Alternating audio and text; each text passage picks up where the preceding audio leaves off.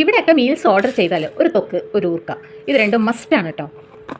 കറിവേപ്പില തൊക്കിന് വേണ്ട സാധനങ്ങൾ: മല്ലി, വെന്തയം, കടുക്, പുളി സോക്ക് ചെയ്ത് വെച്ചു, കുറച്ച് ശർക്കര. ആദ്യം 2 പിടി കറിവേപ്പില കഴുകി ഉണക്കി വൃത്തിയാക്കി ഒരു കടയിലിട്ട് നന്നായിട്ട് ക്രിസ്പി ആകുന്നവരെ വാട്ടിയെടുക്കണം. കറിവേപ്പില ഹെയർ ഗ്രോത്തിന് നല്ലതായതുകൊണ്ട് നമുക്ക് ഈ തൊക്ക് ഡെയിലി കഴിച്ചാലും നല്ല ഇഫക്റ്റ് ആയിരിക്കും എന്ന് ഞാൻ വിശ്വസിക്കുന്നു. ഇതുപോലെ പൊടിയുന്ന പോലെ ആകുന്നവരെ നമ്മൾ കറിവേപ്പില വറുത്തെടുക്കണം. അത് മാറ്റിയതിന് ശേഷം മല്ലി, കടുക്, വെന്തയം ഇവ ചുവക്കുന്നത് വരെ വാട്ടിയെടുക്കണം. ആദ്യം മല്ലി, പിന്നെ കടുക്, പിന്നെ വെന്തയം ഇടുന്നതായിരിക്കും നല്ലത്. അല്ലെങ്കിൽ വെന്തയം കൂടുതൽ കരിഞ്ഞു പോകാൻ ചാൻസ് കൂടുതലാണ്. അതിനുശേഷം അത് മാറ്റി വയ്ക്കുക. സോക്ക് ചെയ്ത് വെച്ച പുളിയും നമ്മൾ അതേ പാനിൽ ഒഴിച്ച് വെള്ളം വറ്റുന്നവരെ നന്നായിട്ട് വാട്ടിയെടുക്കണം. ആദ്യം പൊടിക്കേണ്ടത് മല്ലി, വെന്തയം, കടുക്.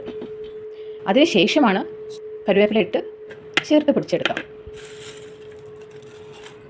എല്ലാം കൂടി ചേർത്ത് പൊടിച്ചാൽ ചിലപ്പോൾ കടുക് പൊടിയാൻ ചാൻസ് കുറവാണ്. അതുകൊണ്ടാണ് ആദ്യം കറിവേപ്പില ചേർക്കാതിരുന്നത്. ശേഷം പുളിയും ശർക്കരയും ചേർത്ത് വെള്ളം ഡ്രോപ്പായി ഒഴിച്ചിട്ട് മാത്രമേ അരയ്ക്കാൻ പാടുള്ളൂ. വെള്ളം കൂടുന്തോറും അതിൻ്റെ ഷെൽഫ് ലൈഫ് കുറയും. അതുകൊണ്ട് വെള്ളം ഒഴിക്കുമ്പോൾ സൂക്ഷിച്ചൊഴിക്കണം. അങ്ങനെ ഉപ്പും കൂടെ ചേർത്ത് അരച്ച് മാറ്റി വയ്ക്കാം.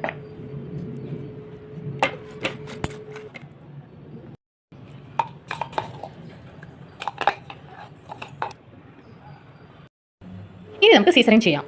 താളിക്കാൻ വേണ്ടിയിട്ട് നല്ലോണം നല്ലെണ്ണ എടുക്കുന്നതാണ് ഇത് നല്ലത്. കടുക് ചേർത്തു, കടലപ്പരിപ്പ് ചേർത്തു, ഉഴുന്നുപരിപ്പ് ചേർത്തു.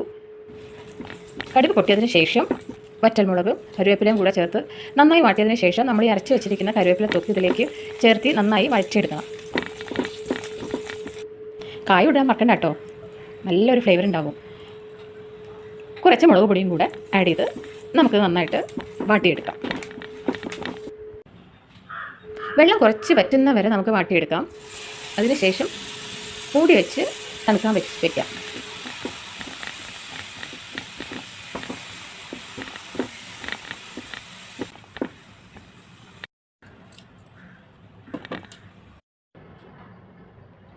ചോറിൻ്റെ കൂടെ ഈ തൊക്ക് നെയ്യ് ഒഴിച്ച് കഴിക്കുമ്പോൾ മറ്റൊരു സൈഡ് ഡിഷിൻ്റെ ആവശ്യമില്ല. അത്ര ടേസ്റ്റാണ് ഈ തൊക്കിന്. ഞാൻ ഗ്യാരണ്ടി പറയണം, നിങ്ങൾക്ക് എന്തായാലും ഇഷ്ടമാവും. തണുത്തതിന് ശേഷം ഗ്ലാസ് ജാറിലേക്ക് മാറ്റിയാൽ മതി കേട്ടോ. ഷെൽഫ് ലൈഫ് 2 ആഴ്ച വരെ ഇരിക്കും.